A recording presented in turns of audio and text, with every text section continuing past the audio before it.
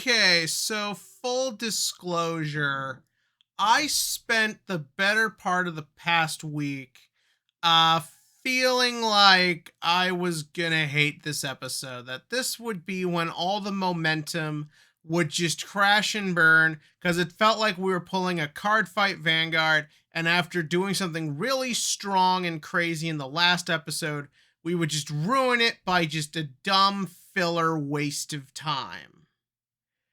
And we didn't get that. Okay, don't get me wrong. Was there 100 other things you could have done that probably would have felt more like an actual well structured story arc of a TV show? Yeah. But this particular combination of things happening worked for me. That's kind of the best way to put it. And let us just do what we always do here and kind of explain why that is. So, first and foremost, how does the episode start? Not with everyone sad about what happened with Yuna, but instead, it focuses on Yuamu and kind of just giving you an idea what a day in Yuamu's life is right now. And that is that she's kind of just the person holding this shitty situation they're all in together. You were kind of getting that vibe from her from the past couple episodes, but that opening scene of her just having to try and like solve and help like basically every alien's problem, I actually think is a really great way of showing where she's kind of at in life. In the first arc, Yuamu is shown to always be this kind of like conniving, scheming, planning girl who's kind of always in it for herself. She wants money, she wants power, she kind of wants everyone to do what she says. She's not necessarily a bad person, but you could sort of tell that her first instinct is always, how does this benefit me and how can I make it benefit me? But here, none of this really benefits her. Wasting her entire morning as like a, 12, 13-year-old girl when she should be just doing regular 12, 13-year-old girl stuff as she gets ready for school, giving that up so that way she can just solve aliens' problems, and then her just being like, well, didn't take any money for all this free work, I think is a really good way to show how she's grown post everything going horrible. And I quite like it. I think it's sort of strong. And then we just kind of go to this like hodgepodge middle school everyone goes to, where we get a quick scene, but something I've kind of wanted this whole time. We see Udius fucking interacting with his environment. Yeah, that's right. We're 55 episodes in, and mostly all this guy has done is talk about how much he loves rush duels, give vague exposition about his people, and just do dual shit. Like, he hasn't had a lot of like interactions with the world, and in stories where you have fish out of water protagonists like him, I love seeing how they interact with the world around them, and we finally got a little bit of it. Would I have loved to seen it in the first arc when he could have interacted more with the regular world and see how that affects him? Yes, but I thought what we got here was effective. I like that when he's taken out of his element and put in a school setting, he is kind of nervous and awkward and doesn't really know what to do. But I like that later we then see that because of just the kind of person he is able to adapt and get along with everybody. That's kind of just how Udius is. And so that was kind of nice. And again, just seeing that mostly in this episode, he was allowed to just interact with people and be with the group, for him is kind of a nice bit of plot progression.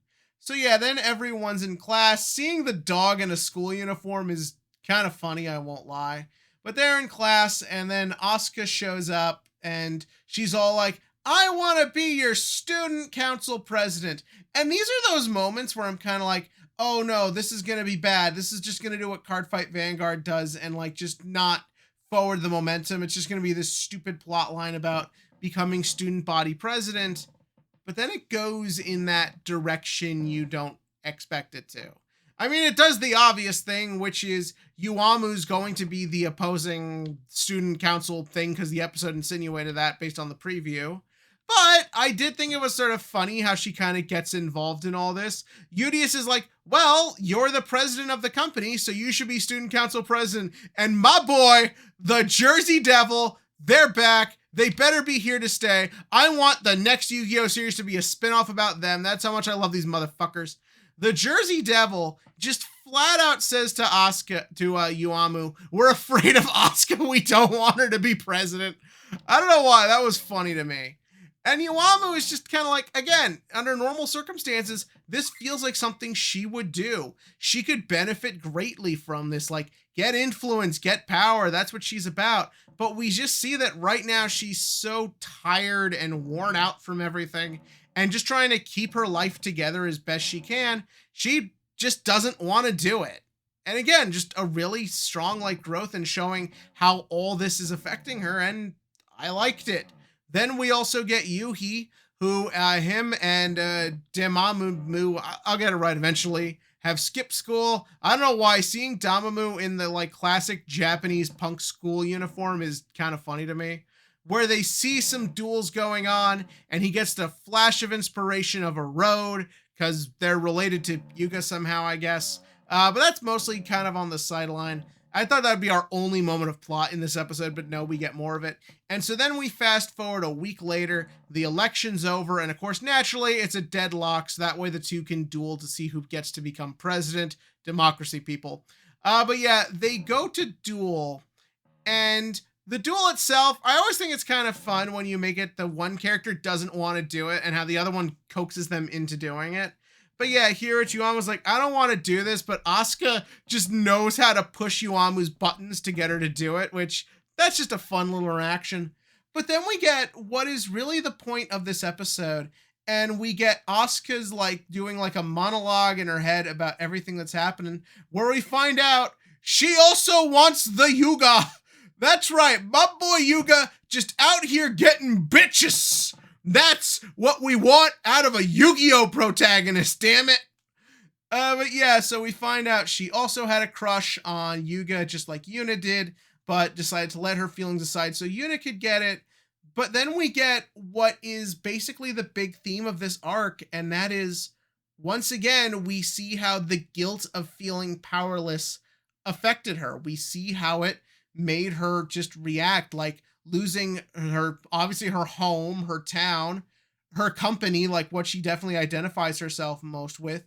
She also lost her crush, and she just lost one of her best friends. And that's good enough for me. I don't need everyone being sad about Yuna. I need someone who is going to have a good, strong emotional reaction displaying that and what it then does to them. To see that losing somebody else to just this nightmare world they're living in right now, and that's why she wants to be student council president. The way she deals with guilt is different from what we've seen before. Yuhi became introverted. Yuna became impulsive. She just wants some semblance of power again in her life. She wants some feeling of control. She wants to feel like she can influence something again. And she thinks this is the start. She feels that if she can fix this school up, if she can get everyone on her side and to follow her again, she can take back the town and fix everything. That is such just a strong characterization. And that feels like that's what she would do. That is how this person would react. She would think, okay, I got to do something. I need to get things back in my control. I need to be in charge again. That's just how she would react. And I love the way it just plays into the personality. I love how everyone's reaction is properly playing into their established character. That feels like something that should be obvious, but considering the writing in this show, it feels like a goddamn godsend. And then, of course, naturally, Yuamu wins because she's the more important character and her monster will sell more packs. But she wins the duel and then goes to Asuka. Asuka, you should be president because you really mean it and everyone is going to get behind you and it's going to work out. And it is kind of heartfelt. And at the end, Asuka's all like, oh my God, I sense the road from these two, just like Yuga. Oh God, Yuga makes me feel things. I should stop before we get demonetized. But anyway, so yeah, that was this episode. Also at the end, we do get a shot of Manabu. We see him with the main bad guy who's like giving him orders. And I like that when you see the look on Manabu's face, it's not quite angry. It's not quite guilty. It's some sort of combination in between. There's something going on with this guy and I want to know now, damn it. But we will see about that in a future episode. But what were your thoughts on this episode? Did you like it? Did you not like it? Would you like the more direct dealing with it? Do you like my sort of thing of like, they went with sort of an indirect way, but got there in their own roundabout unique style? But give me your thoughts about that below. And as for the TCG question of the week, Cyberstorm Access has basically been revealed at this point. We've seen all the secret rares. I think we've seen pretty much everything at this point. So I want to know, are you excited? Are you looking forward to this set? What do you want to pick up? Are you happy that certain things are certain rarities? Are you wishing some things were different or easier or even just sexier? Because that's what we all want. I'm always just sitting here wanting my ultimate rares back in sets. Although there is some neat stuff I do want to kind of just fuck around with. I don't really want to commit to anything right now because I will obviously be attending Nats and we got like one more ban list between now and then. So I feel like if I get excited for something, Konami will fuck it just to ruin, just to mess with me. But yeah, tell me about that below. Also, one last quick announcement. If you will be at Castle Point Anime Convention this weekend at the Meadowlands Convention Center over in Secaucus, New Jersey, I will be there. I will naturally be participating in both Yu-Gi-Oh events both days and trying not to seem like a degenerate at the Maid Cafe. So if you see me, come say hi.